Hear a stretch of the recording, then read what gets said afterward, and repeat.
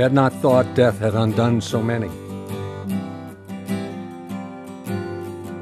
Had not thought, so young, so many.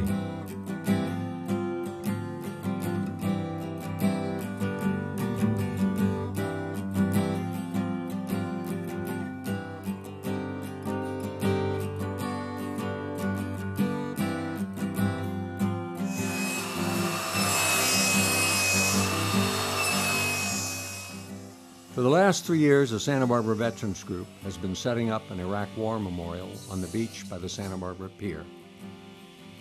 They've done it 150 times at least. It's an exhausting job. Why are the vets working so hard?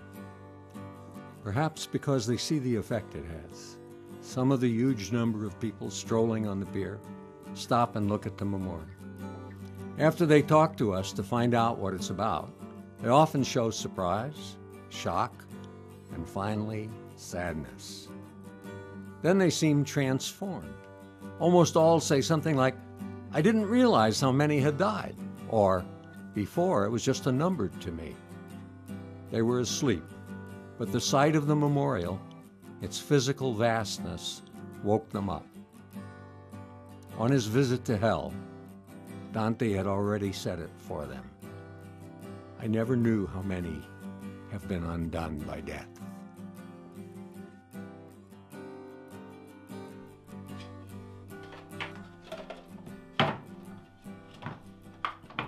Well, every morning, every Sunday, I get up at 6 o'clock, come out here, pack together the crosses that I've made the night before, depending on how many casualties have occurred during the week since we last set up the display. So that's today's lot. I make all the signs as well. And I get the new numbers.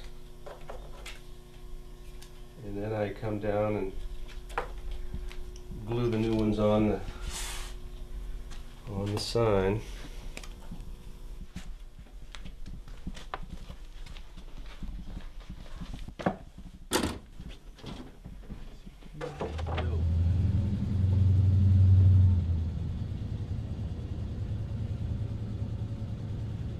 We hadn't anticipated doing it on a regular basis. We didn't anticipate doing it once. We could see that it was having an effect. We discussed doing it again, and he said he needed help. And so I got the Veterans for Peace, and I called Ron Dexter and the rest of the Veterans for Peace. I heard about it, so I came down the next week, and I've been here ever since. And so they basically adopted the project, and that's when I joined the organization.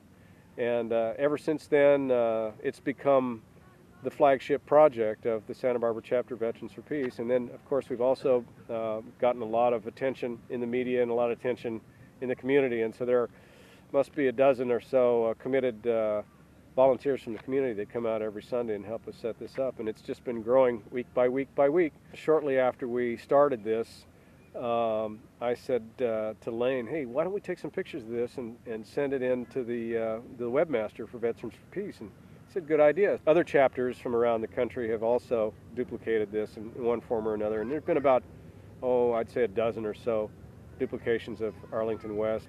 So there's been quite a few of them around the country. I don't know that they're all doing it every single Sunday like we are and like they are in Santa Monica, but there have been quite a few of them, and there still are. The important thing is the community evolution.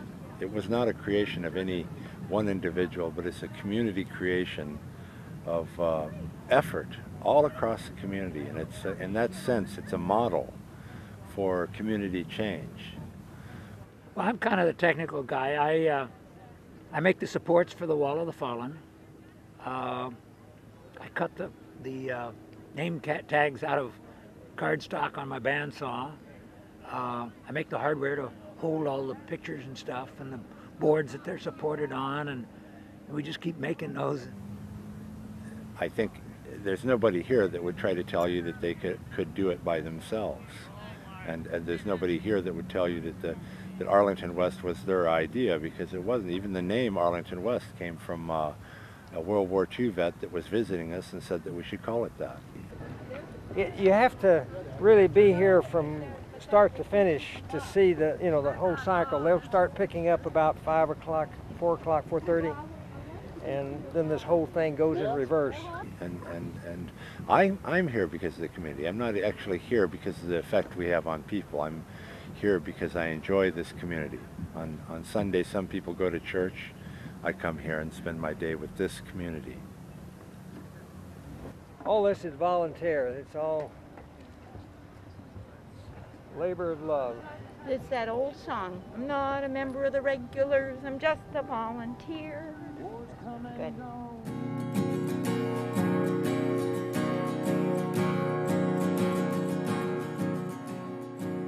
Sundays, the tourists seeking cheer stroll on our local pier. They pass in plain view a memorial quite new for our soldiers who died in the Iraq War this year.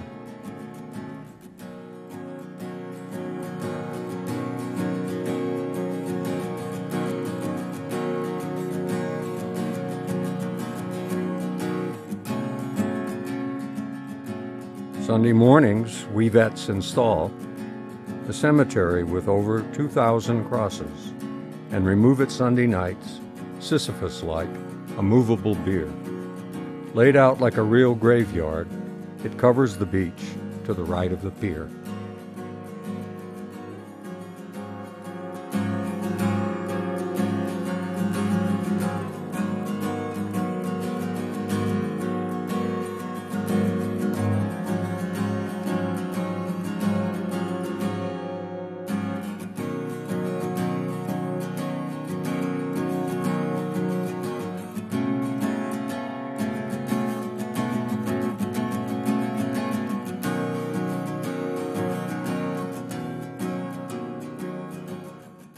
This is my first Mother's Day without my child, and it's also probably my last milestone day that I know of.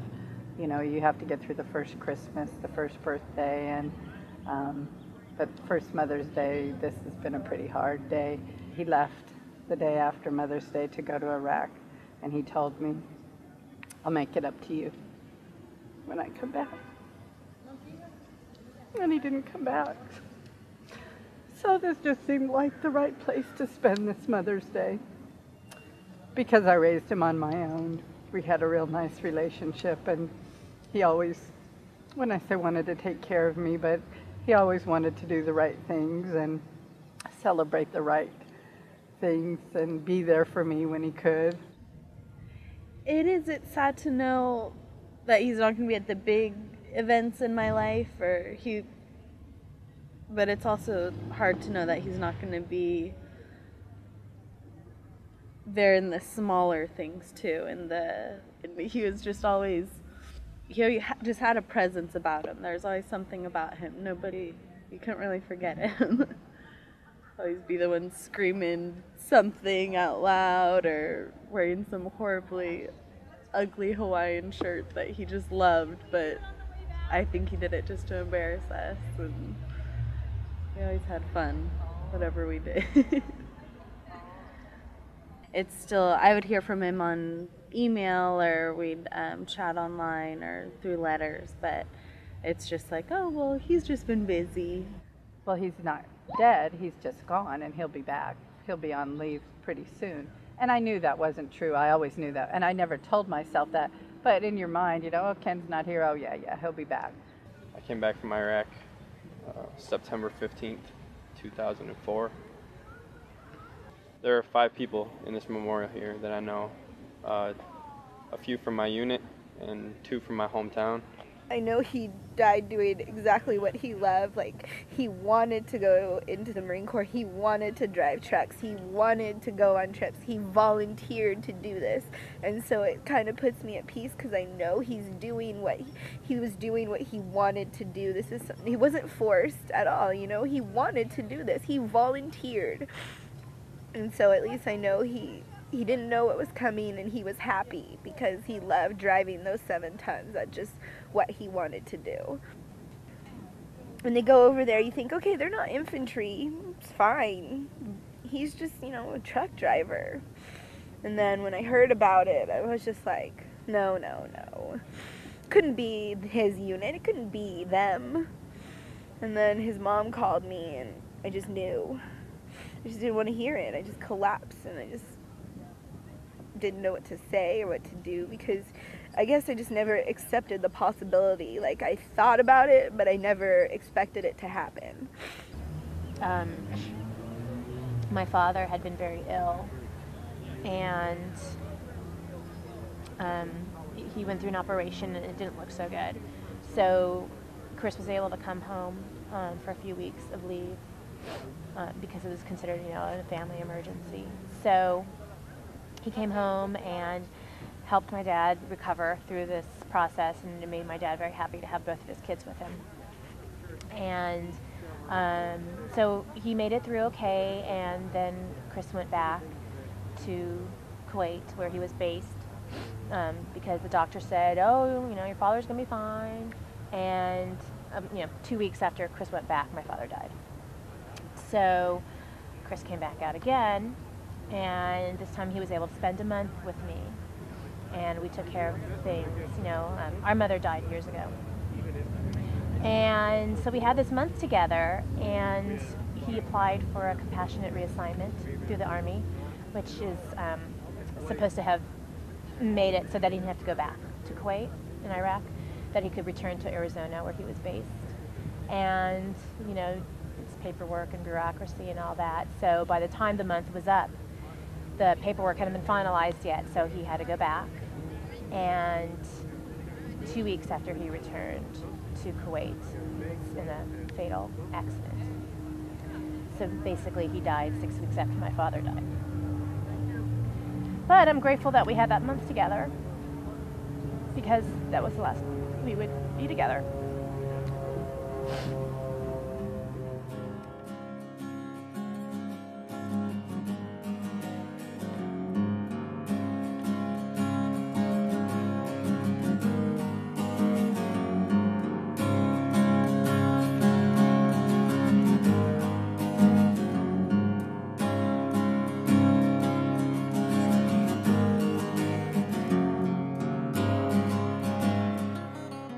We stand in the sand by the pier, talking with those who come near. Most either don't look, as if in a trance, or give only a sidelong glance.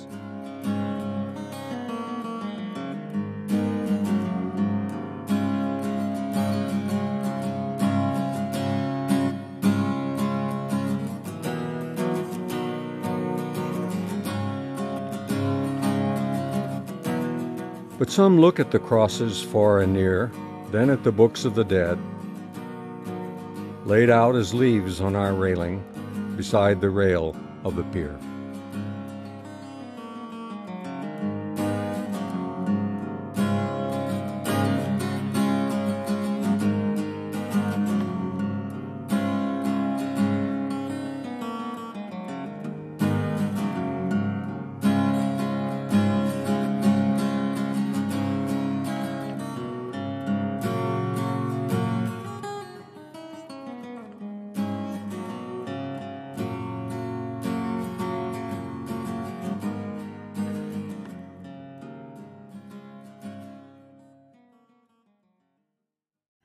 I've been wanting to see it ever since I read it in the newspaper, but I just never got a chance to come up here, and it just so happened to work out that I wanted to do this. This is something I wanted to do, because I think it brings to light the severity of how many people are dying every day. You know, when you're down that street, you just see white, and then you're like, what is that? And then you come close and you're like, oh, that's what it is. You know, very sad, but at least I know that I'm not alone. You know, for better or for worse, there's other people out there that are going through this too. And I think that's actually one of the hardest things about losing someone in a war, is that you can't get away from it. You're reminded about it every day.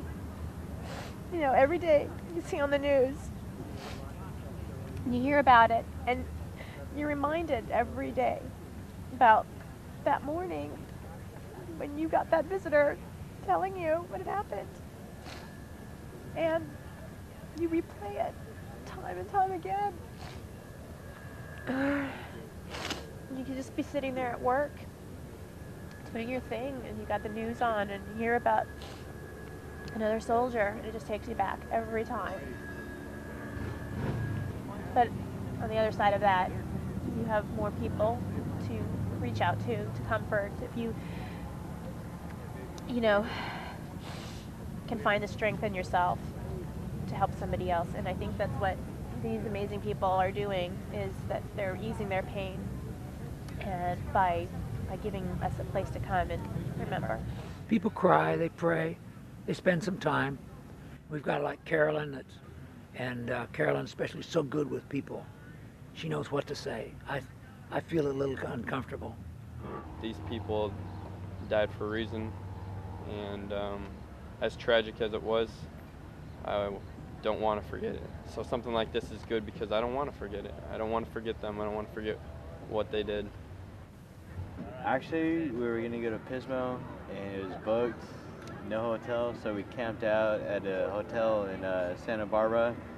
So it was the first time coming out here, saw this, came down, found my boy's name on there, and I was really proud of that.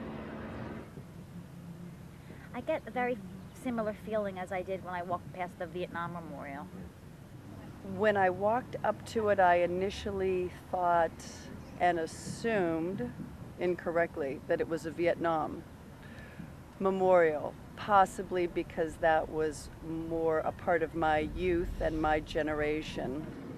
Oh, just a stillness and an immediate sadness.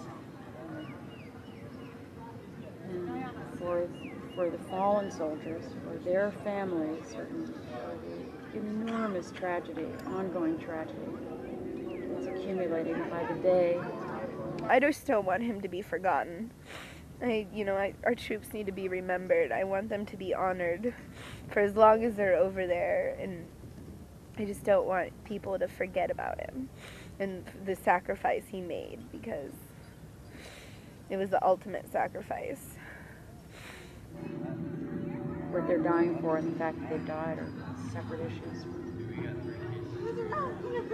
I just, at least for me, when I saw this, I was just like, before 18 was just a number. Now it's like, oh my God. And I think that not only represents a human being, but the family behind the human being. So that I think of mothers and fathers and siblings, and it saddens me that these people had to die. I also feel a feeling of admiration. Eye-opener.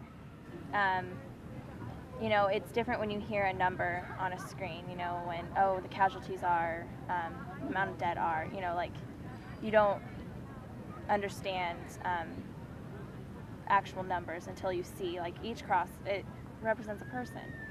At the same time, I walk away feeling angry. So that grief basically it manifests into anger as I walk away. And when you see a whole side of a beach filled with crosses, you're just like, man, why are we doing this? All these people have died, and for what? And so definitely eye-opener. And I remember getting a little bit further down.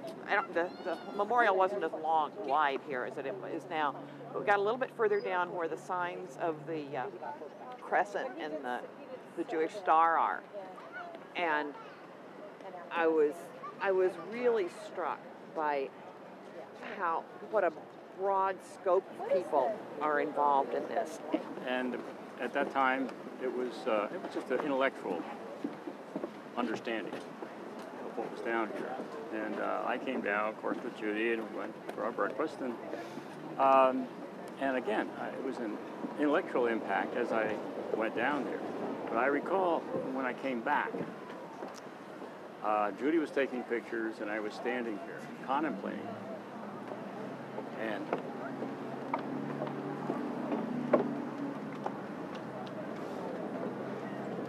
the experiential was overwhelming, like it is now. Tears came down. I mean, and I realized what a powerful impact these crosses have if one just stops and contemplates what has happened unnecessarily.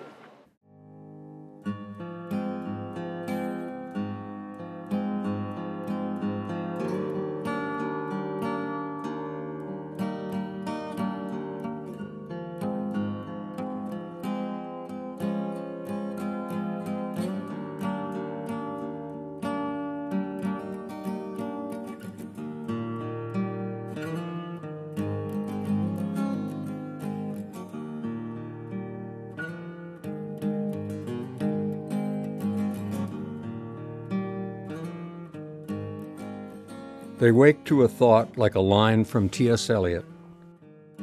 I had not thought death had undone so many.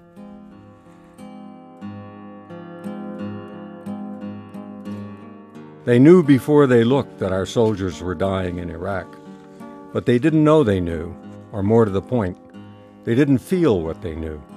They hadn't felt that death had undone so many.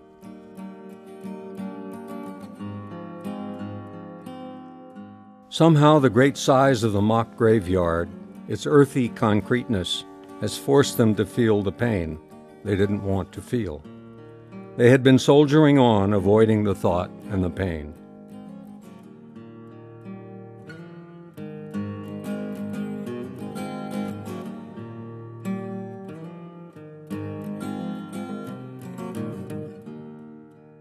But now they are transformed, made new by feeling. We are suddenly bonded together, connected as persons. Many tell me their hopes and fears about someone in the service, how they yearn for them to come back, to walk on beaches and piers.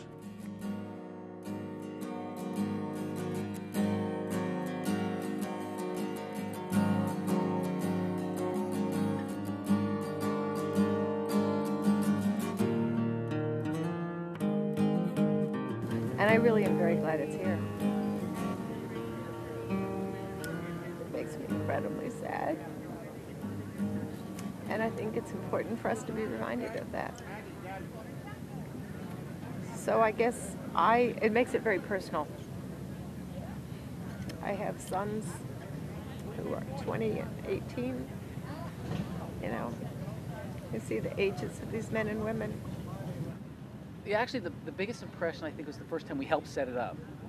And one of the gentlemen handed us a stack of names and said, we're just putting them down this row here.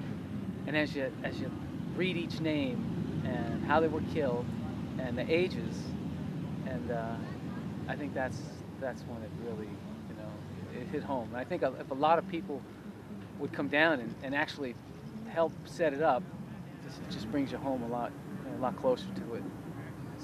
And we're really honored that we can memorialize these kids and that their parents entrust us with photos and write-ups about them and ask us to keep them with their friends. And that's made this memorial even more meaningful for those of us who work on it, and I also think for people who look at it. Up here in the very front rows, we move names of soldiers who've been visited by family and friends of their soldiers. And Ken Ballard's mom, Karen Meredith, gave us some dog tag replicas that we keep here.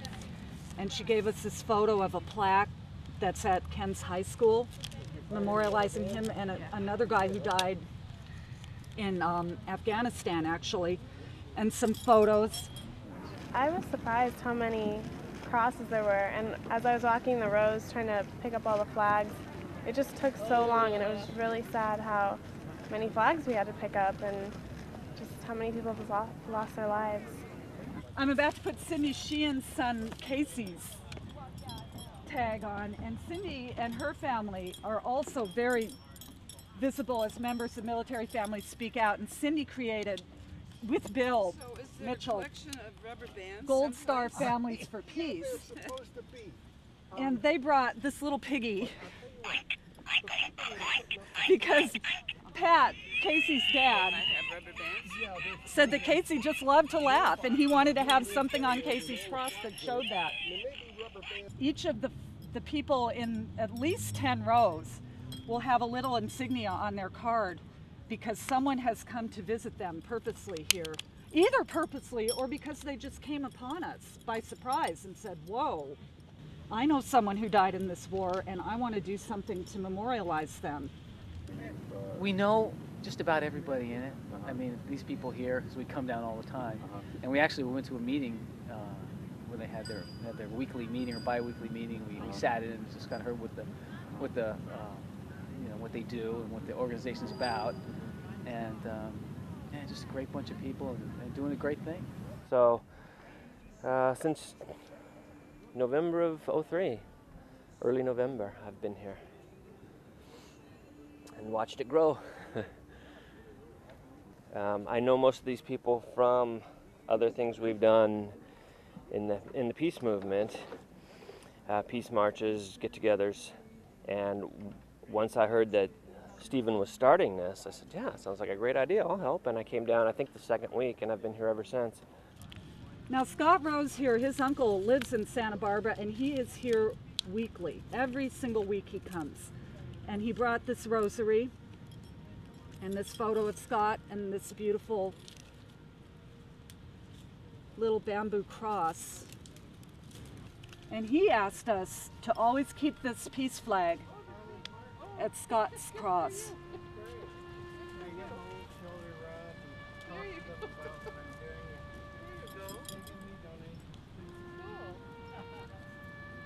And every day, every Sunday he comes and Nancy gives him a rose and he places a rose.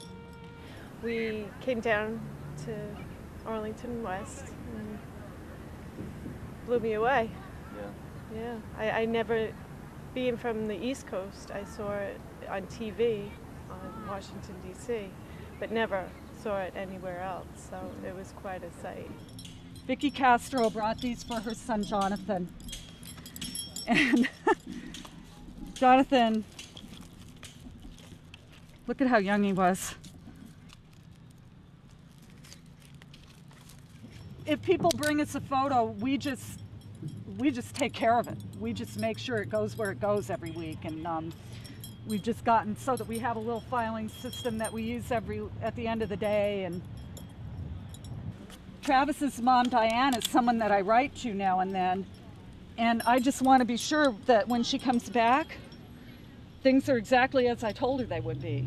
Meeting family members is a big part of what's kept me here, because that's how I know it's really, really making a difference. It was very heartening, you know. It made you feel like something was really happening, and that we had actually we had a loss, you know. There was something going on that we were out of control with and we didn't know about. Until you saw it, you just heard it on CNN or wherever you listen, and it was more emotional. I just feel it's important for me to be here to continue doing this because it's become important to so many people. Parents of soldiers that have died, fellow soldiers that come to visit this, that come here and come here time after time after time and bring little mementos and pictures and write-ups or ask us to keep certain crosses together. It's become an important memorial for them to come back to, and that's kind of what keeps me going and brings me back. The fact that it's become so important to them. To remind us, to make us think. It's something I think about all the time because I have sons.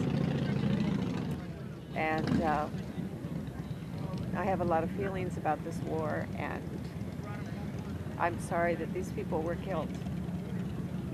And if this helps a little bit, I'm very grateful to the people who've made this possible. When I meet a parent, I don't know how they feel about the war, and they don't need to hear it from me, how I feel about the war. It's very difficult to see with the white crosses, the numbers involved, compared to when you just read it in the newspaper. When you see this amount sitting out here, it's really sinks in. Makes you conscious. Oh, very much so. Yeah, very much so. Yeah. And it's been good for all of us to open our hearts to them, and I've really grown through that and met some incredible people. Even if I don't agree with how they feel about the war, we still agree about one thing, which is that all these kids deserve honor for the sacrifice that they made.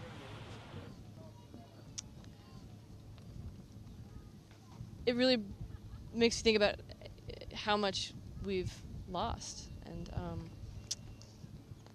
and I like that it's not political. It's not a statement against the war. It's just a statement about the war, and you can bring to it, take away from it what you want.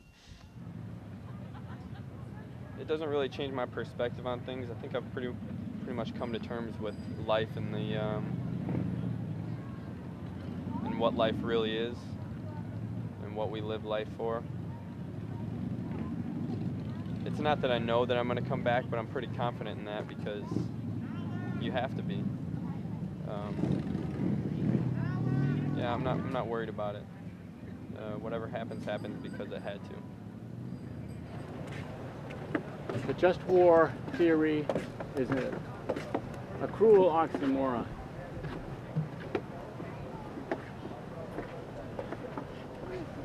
And that we're done with disposing of humans to dispose of differences. I think I better stop. We shouldn't be political here at this memorial, because we're here to memorialize these kids, not to make a political statement. If this memorial makes a political statement, it's up to the eye of the viewer. I kind of, in a way, I just feel, I'll be honest with you, I feel ashamed. I just feel ashamed.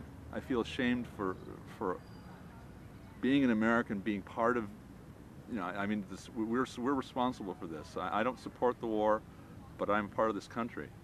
And just seeing all these people and all these good soldiers and all these people who love their country very much, and seeing them lay down their lives for this war makes me very, very sad.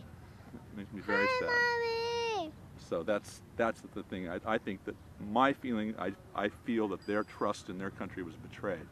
I feel very strongly about that, and this just brings it home for me even more so. These are all good people, and they all didn't need to die like this. I'm sure they loved their country and they knew they were doing the right thing. And I think that they were led into this war by bad leadership in this country.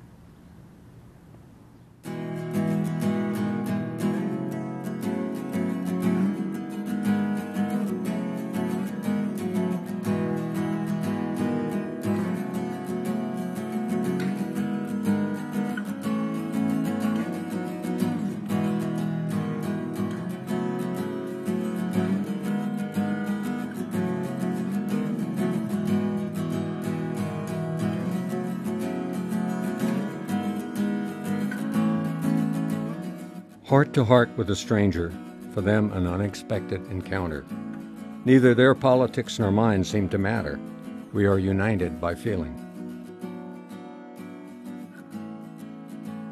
I have a sense of a first tiny step on the long road to healing.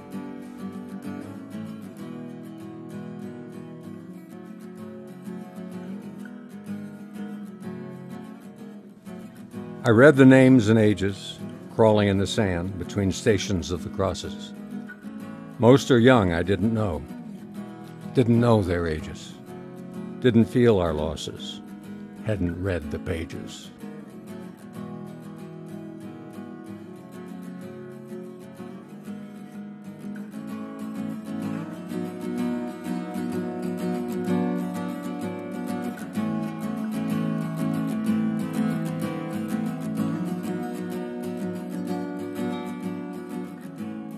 It's really great to see all these people looking at it and talking about it, because I think in this country it's so easy to ignore this war and to ignore the price that we're paying, and it's good that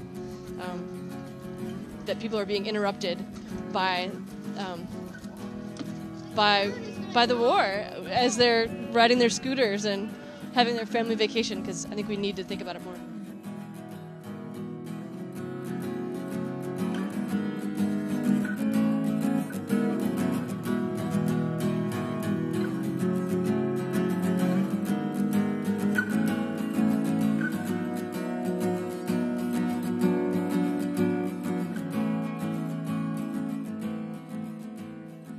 hard being a single mom, but he was a good single mom kid, and so, yeah, I look back at it and say we were lucky. One of my friends said to me, well, you know, they say that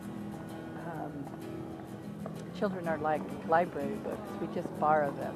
And I said, but I wasn't finished with the book yet.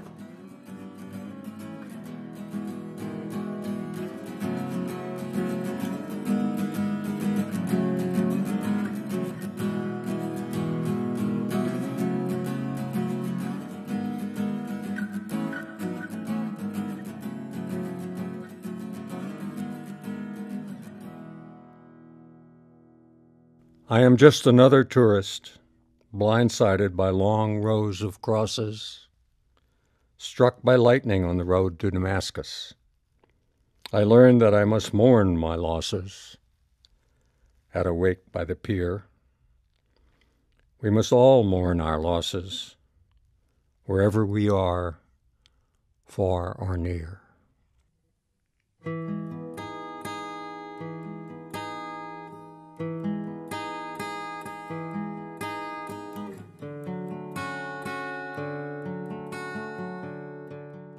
What can we learn from those visitors who wake up on the pier? Classic Greek drama taught that a nation must mourn for its tragic mistakes and atone for them, or be doomed to repeat them. The uncanny similarity between Vietnam and Iraq is a case in point. It may take many years, but we must apologize as a nation for what we did and mourn the tragic loss of life on all sides. A few people weeping at a war memorial are not enough. To wake up from our long sleep, like these few, we all need to mourn as long as necessary, whoever we are.